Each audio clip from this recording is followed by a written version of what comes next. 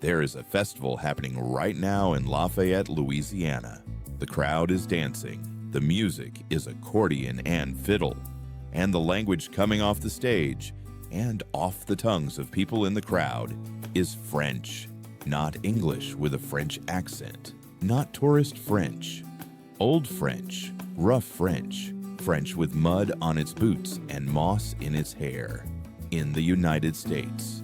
In 2024, you have to stop and ask, how does that happen? How does a language, a people, survive 4 centuries of empire, exile, war, and deliberate erasure, and still be standing, still dancing? The answer begins not in Louisiana, not even in France. It begins on the edge of the Atlantic world, in a place the French called Acadian, what is now Nova Scotia. The year is 1604. A small group of French settlers crosses the ocean and builds a colony along the tidal marshes of the Bay of Fundy. They are farmers, craftsmen, fishermen. They have no armies, no aristocracy, no ambition to conquer anyone. What they have is a genius for the land. The Acadians developed something extraordinary. They built a system of dikes, aboiteaux, that drain the tidal marshes and turn them into farmland. Without these dikes, there is no colony. Without this colony, there are no Cajuns. A piece of medieval engineering imported from France, adapted to a new world, becomes the foundation of an entire civilization. For 150 years, the Acadians live at the edge of a war they refuse to join. The British and the French are fighting over North America. The Acadians are caught in the middle. They negotiate. They swear conditional loyalty oaths. They marry across cultural lines. They trade with the Mi'kmaq people, the indigenous nation whose land this really is, and absorb words and knowledge and ways of reading the land. They become something new, something that does not quite fit into any European category. This is a pattern you will see again and again in this story. The moment of collision is also the moment of creation, but empires do not reward neutrality. They punish it. By 1713, the Treaty of Utrecht has handed Acadia to the British.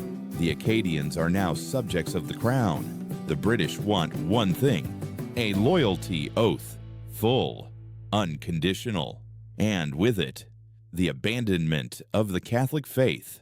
The Acadians refuse, not violently, not with weapons, but with the quiet, absolute stubbornness of people who have built something real and will not give it away for the price of a signature. For 40 years, this standoff holds. What happens next is one of the most brutal acts of colonial administration in the history of North America. And almost no one knows it happened. Lawrence orders the Grand Dérangement, the Great Expulsion. In a coordinated operation across the entire colony, British soldiers round up the Acadian population, men, women, children, elderly, and load them onto ships. Their homes are burned behind them. Their livestock is confiscated. Their fields, the fields built on those extraordinary dikes, the fields that represented 150 years of labor, are handed to settlers brought in from New England. And the ships do not go to the same place. That is the detail that cuts deepest. Families are deliberately separated, husbands from wives, children from parents. The intention is not just displacement.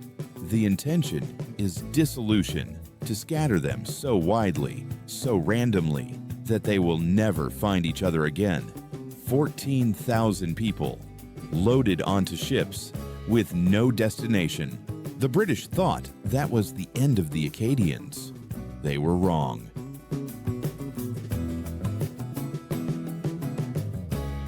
They arrived everywhere, and nowhere wanted them. The ships carrying the Acadian exiles made landfall across the Atlantic world. The Carolinas, Virginia, Maryland, Georgia, Pennsylvania, Massachusetts. Some were sent to England, some to France. the country whose language they spoke but whose culture they barely recognized. Some ended up in the Caribbean, Haiti, Martinique, Saint-Domingue. Wherever they arrived, the answer was usually the same: no room, no welcome, move on. Virginia sent its Acadians back to England. England sent some to France. France shipped others to its Caribbean territories. They were a people with no legal status, no land, no money, and no country willing to claim them. For decades, some families drifted across 3 continents before they found solid ground. What kept them together was not geography, it was memory. The memory of what they had built, the memory of who they were, a shared language, a shared faith, a shared sense of injury that, instead of breaking them, calcified into identity. You can expel a people from their land. You cannot expel the land from a people. And then, from the most unexpected direction, a door opened. Spain. The Spanish crown, which controlled Louisiana in the second half of the 18th century, had a problem. The territory was vast, underpopulated, and bordered by the expanding British colonies to the east. Spain needed settlers, not just any settlers, Catholic settlers, loyal settlers, people who had reason to despise the British. The Acadians were a perfect fit. Between 1764 and 1785, several waves of Acadian exiles made their way to Louisiana, some directly from the diaspora, some after spending years or even decades in France or the Caribbean. The Spanish government paid their passage, gave them land grants, and asked only that they settle the bayou country to the south and west of New Orleans. What they found was nothing like what they had left behind. Nova Scotia had been cold, temperate, familiar. Louisiana was subtropical, dense cypress swamps, water in every direction, heat that pressed down like a hand, insects, alligators, flooding, diseases they had never encountered. It was a world that had to be learned from scratch, and they learned it. Within a generation, the Cajuns, the word itself is a corruption of Acadian, slurred and shortened over decades of spoken French, adapted to the bayou with the same engineering intelligence their ancestors had shown in the tidal marshes. They built pirogues, shallow, narrow canoes designed to move through the swamps. They learned to trap nutria and mink. They learned to harvest crawfish from the flooded fields. They absorbed the knowledge of the people around them. Because they were not alone in Louisiana, the Cajuns arrived into a world already full of collision. There were the Spanish colonists. There were enslaved Africans and their freed descendants. There were the Native American nations, the Huma, the Chitimacha, the Atacapa, who knew this land as no European ever could. The Cajun French dialect began to change. Spanish words folded in, Choctaw words for plants and places, African words for foods and rhythms. A language already ancient became something new, a living record of every contact the Cajuns had made. This is the signature pattern of survival genius. You do not preserve a culture by sealing it off. You preserve it by letting it breathe, by letting it take in what the world offers, by being confident enough in who you are that borrowing from others does not threaten you. It enriches you. The food tells this story better than any textbook could. Cajun cuisine is the biography of an exile. Roux, French. Filet powder, Choctaw. Okra, West African. Cayenne, Caribbean. Crawfish, Bayou, Louisiana. Put them in a pot together, and you have something that exists nowhere else on Earth. A dish that could only have been invented by people who had been everywhere and finally found a home. And then there is the language itself. Louisiana French, the Cajun dialect, preserves vocabulary that disappeared from mainland France in the 17th and 18th centuries. words that French linguists find only in old manuscripts, words that survived only because a community of exiles carried them in their mouths across an ocean, across a continent, and into the bayou.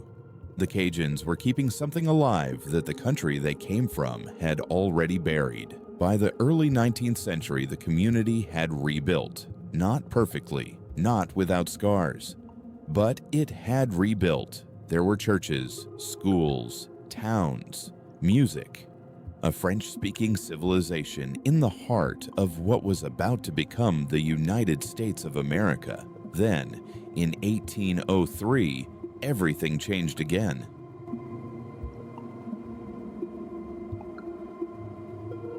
The Louisiana Purchase did not ask the Cajuns what they thought. In 1803, Napoleon sold Louisiana to the United States, and overnight, a French Catholic civilization that had survived expulsion, diaspora, and Reconstruction was absorbed into an Anglo-Protestant republic that did not quite know what to do with them.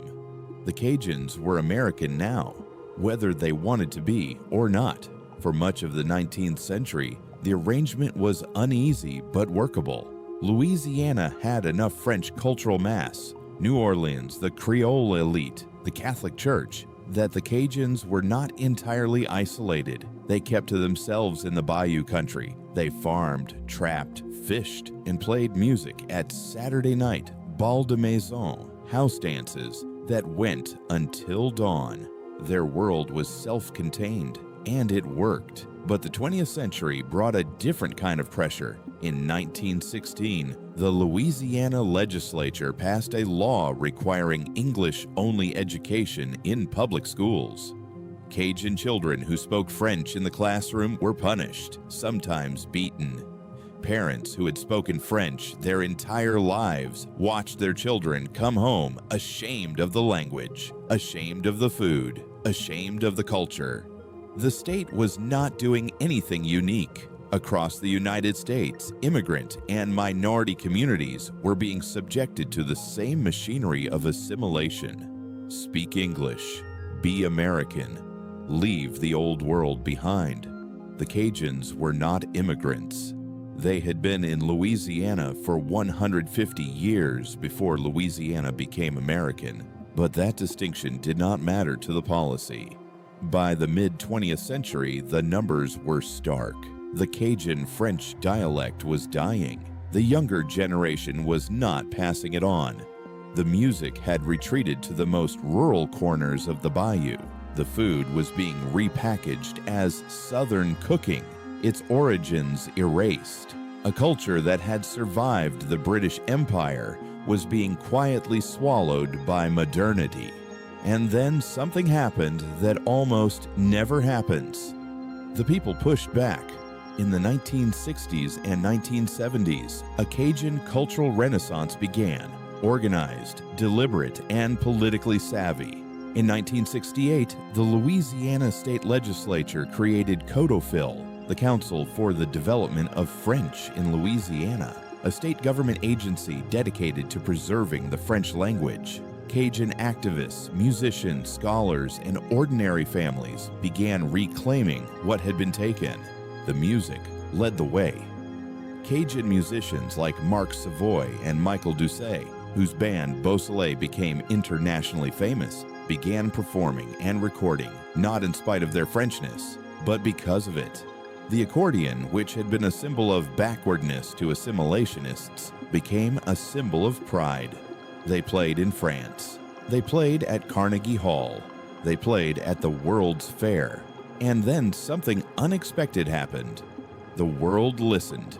Cajun food, Cajun music, Cajun culture, the things that decades of American policy had tried to shame out of existence, became global exports. Crawfish étouffée, boudin, gumbo, zydeco, the electrified fusion of Cajun and African-American musical traditions, crossed over into mainstream American music, and from there, into the world. A culture that had been marked for erasure became one of the most distinctive regional identities in the United States. The genetic record tells the same story the history does. Studies of Cajun populations show a predominance of the R1b haplogroup, the same Western European marker you find in Brittany, in Normandy, in the Atlantic coast of France. The Acadian settlers who crossed in 1604 left a clear genetic signature in their descendants. But the record does not stop there. There are also markers of Native American ancestry from the Mi'kmaq contacts in Acadia, from the Choctaw and Huma relationships in Louisiana. There are markers of West African ancestry from the complex social world of colonial Louisiana. The Cajun people are genetically what they are culturally, a fusion, a record of every collision they survived. Today, there are an estimated 1 to 1.5 million people of Cajun descent in Louisiana alone. The French dialect is still spoken, not by everyone, but by enough. Codophil still runs immersion programs in schools. The music is alive. The food has conquered American cuisine in a way no marketing campaign could have manufactured. It conquered it because it is real, because it carries the memory of people who cooked with what they had in a land they had not chosen for people they loved. The British governor Charles Lawrence in 1755 believed he was ending something. He was wrong. What he set in motion was one of the most remarkable stories in the history of human resilience. A people loaded onto ships with no destination found a destination anyway. They found it in a bayou wilderness no one else wanted. They found it in a language they refused to give up. They found it in music played at the edge of the water under a sky full of stars in a country that had tried more than once to make them disappear. They did not disappear. They are still cooking the roux, still tuning the accordion, still speaking the French that France forgot, still dancing at festivals in Lafayette, Louisiana, in a year that would have been incomprehensible to the people who put them on those ships. This is not a relic. It is a living identity, still adapting, still expanding, still here.